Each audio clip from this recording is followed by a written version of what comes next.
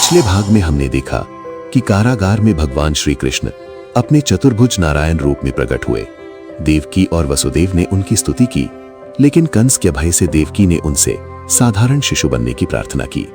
नमस्कार दोस्तों, आपका स्वागत है पौराणिक पुराण में। कारागार में भगवान का चतुर्भुज रूप अभी भी विद्यमान था। देवकी की प्रार्थना सुनकर भगवान ने एक गहरा रहस्य खोला। भगवान ने गंभीर वाणी में कहा, हे माता, हे पिताजी, ये मेरा आपके पुत्र के रूप में पहला जन्म नहीं है। आपको अपने पूर्व जन्म की स्मृति नहीं है, पर मुझे है। भगवान ने उन्हें याद दिलाया, स्वयंभुव मनवंतर में आप सुतपा नाम के प्रजापति थे और माता देवकी कृष्णी थी। आपने 12,000 दिव्य वर्षों तक केवल सूखे पत्ते खाकर और वायु पीकर घोर तपस्या की थी।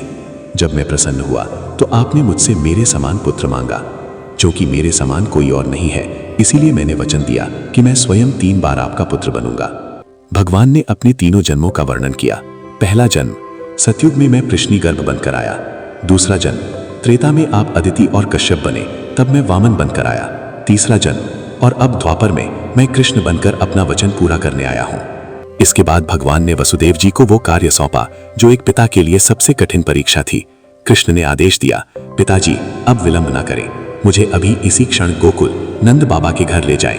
वहां यशोदा मैया ने अभी अभी एक कन्या योग माया को जन्म दिया है। मुझे वहां लिटा दें और उस कन्या को यहाँ ले आए।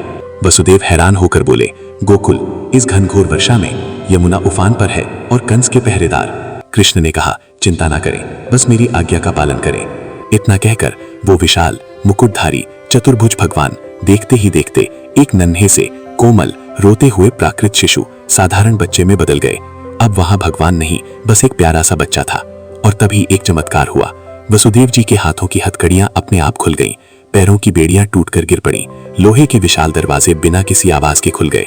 पहरेदार गहरी नींद में खर्राटे ले रहे थे। वसुदेव जी ने पास पड़ी एक बांस की टोकरी सूप उठाई, उसमें अपने हृदय के टुकड़े को लिटाया और उस तूफानी रात में बाहर निकल पड़े।